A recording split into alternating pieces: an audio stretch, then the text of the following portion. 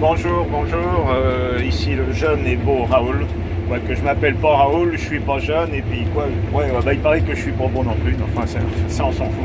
Donc hier j'ai fait une petite vidéo, j'étais en train de moissonner des colzas. Aujourd'hui là je viens de commencer le blé tendre. Là aussi c'est un peu, pas vraiment une déception parce que j'étais un peu prévenu.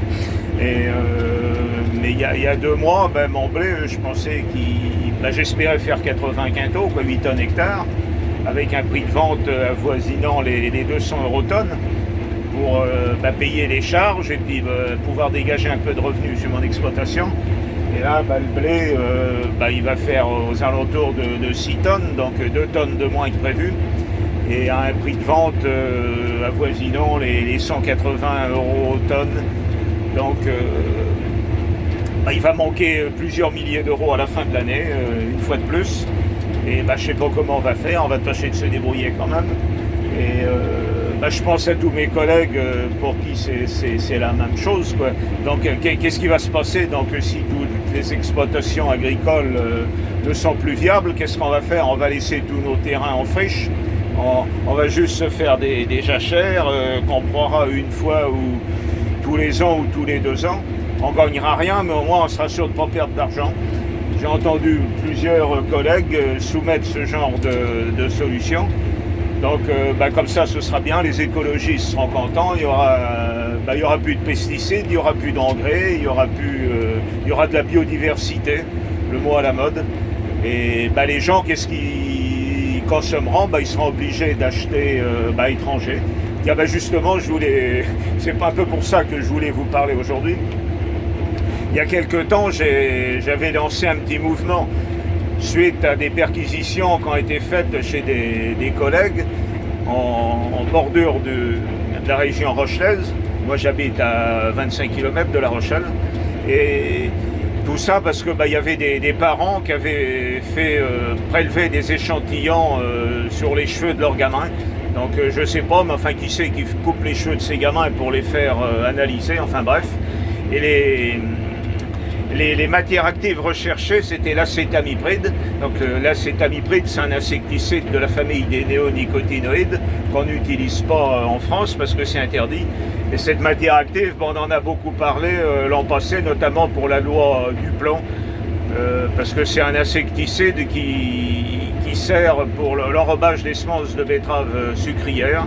Et les betteraviers, ils demandaient à avoir une dérogation. Donc je ne sais pas où ça en est aujourd'hui. Je ne fais pas de betterave, ça ne me concerne pas. Enfin oui, je voulais dire que c'est bizarre quand même qu'on ait trouvé ces molécules dans les cheveux des enfants.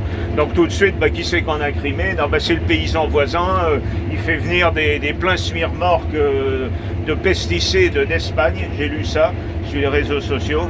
Et c'est des produits interdits, tout ceci, blablabla. Donc il y a quand même plusieurs exploitations qui ont été perquisitionnées. Donc la gendarmerie qui vient, on fouille les locaux d'exploitation, même les maisons d'habitation. Donc je me mets à la place des gens qui ont été fouillés comme ça, des gens sérieux qui n'ont rien à se reprocher. Donc forcément on n'a pas trouvé d'acétamipride. Donc suite à ça, j'avais essayé de lancer un petit mouvement, personne n'a voulu me suivre, mais je ne me suis pas dégonflé, j'ai quand même fait analyser mes cheveux. J'ai demandé des soutiens financiers, tout ça, j'ai rien obtenu. Il n'y a que la MSA par contre qui m'a quand même conseillé. Il y a le médecin conseil au niveau national qui m'a personnellement appelé. Je tiens à le remercier encore, il m'a donné des renseignements parce que forcément j'y connais rien en matière de toxicologie. Et donc il m'a expliqué que je pouvais faire l'analyse moi-même. Donc c'est ce que j'ai fait donc. Et il m'a expliqué aussi qu'on pouvait trouver la matière active. D'abord il faut dire je veux rechercher telle ou telle matière active. Donc c'est ce que j'ai fait. Moi j'ai fait rechercher l'acétamipride, la fameuse molécule incriminée, et le fipronil, qui est une néonicotinoïde aussi, qu'on retrouve notamment dans les colliers anti-puces et anti-tiques pour les chiens et chats. Donc tout ça, forcément, je ne l'utilise pas. Donc le médecin, il m'a expliqué qu'on pouvait trouver s'il y avait trace ou non trace, mais par contre, on ne peut pas faire le dosage, donc trouver la dangerosité de la contamination.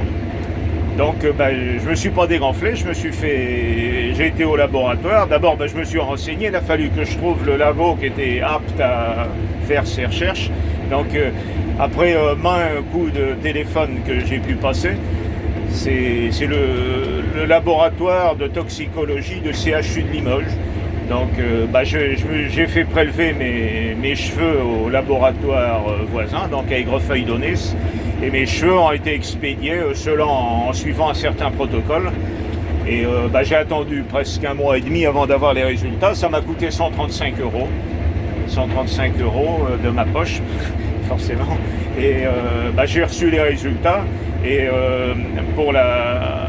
c'est un scoop, je l'ai dit à peu de personnes. Je vous le dis à tous aujourd'hui, j'ai aucune trace ni d'acétamipride ni de fipronil. Donc comment se fait-il que des gamins qui habitent en ville, qui n'ont jamais mis les pieds dans des parcelles agricoles, ils ont tous été positifs. Donc je me suis renseigné encore, j'ai fait que ça, me renseigner. Et ce que je voulais dire, c'est que j'ai écrit un petit bouquin en expliquant tout ça parallèlement à ma petite expérience, quoi. Et en fait, ça peut provenir de ce qu'on mange. Donc moi, j'aurais pu avoir des traces parce que je mange pas mal d'amandes, donc des amandes qui viennent notamment des États-Unis ou d'Australie, pays où ces molécules sont autorisées au milieu agricole. Donc c'est pas le cas, même que je mange des amandes. Pourquoi donc j'ai pas de traces? Parce que je mange principalement des produits locaux. J'achète mes viandes chez mes collègues, mes voisins agriculteurs, ou bien alors on va chez le boucher, ou même dans les grandes surfaces, en allant carrément au rayon boucherie. Le boucher il peut nous conseiller, il peut vous conseiller tous, et ils ont de la bonne viande partout, quoi. Mais il faut savoir ce qu'on mange, ce qu'on consomme. Pour les fruits et légumes, c'est pareil, quoi. Faut éviter de faire les courses n'importe où. Et pour répondre aux parents des enfants que quand c'est trace dans les cheveux, faudrait savoir qu'est-ce que ces enfants consomment, qu'est-ce qu'ils mangent. Parce que c'est bien beau. Moi, je me suis fait traiter d'assassin, de pollueur par une maman qui avait peur que son gamin attrape un cancer. Moi aussi, j'ai peur que les enfants ils attrapent des cancers. C'est un enfant qui attrape un cancer, c'est un malade de trop. Je suis bien d'accord. Mais pourquoi toujours incriminer l'agriculteur voisin qui essaye de faire son boulot honnêtement, correctement? Voilà, donc c'est un petit message. Donc mon livre, il n'est pas encore terminé. Et avec les moissons, j'ai pas trop le temps d'écrire. Mais ceux qui me connaissent, ils savent que j'aime bien écrire. J'ai écrit plusieurs petits bouquins qui parlent d'agriculture, de l'amour de mon métier, du respect des anciens agriculteurs qui ont vécu des années compliquées, plus chichement que nous encore. Et voilà, donc merci d'acheter mes livres si vous pouvez. Donc ils sont en vente dans certaines librairies. Autrement, vous pouvez commander directement à mon imprimeur. C'est la société Coulibri, comme un colibri mais avec deux O.fr, et puis vous pouvez commander. Donc l'auteur, oui, mon nom c'est Dominique Garnier, donc c'est pas Raoul. Raoul, c'était le prénom de mon grand-père. Et là, je suis en train d'écrire un livre qui s'appellera Coupable ou non coupable, savoir si je suis un assassin ou pas. Donc je raconte toute cette petite histoire là de cheveux et compagnie, puis plein d'autres histoires. Donc merci de m'avoir écouté. Moi, je sais, c'est long, puis je parle pas très bien, puis je suis pas bon en plus, je m'excuse. Bon allez, je vais peut-être faire d'autres vidéos, tout compte fait, c'est pas mal, faire des vidéos en moissonnant. Allez, bonne journée à tous, salut!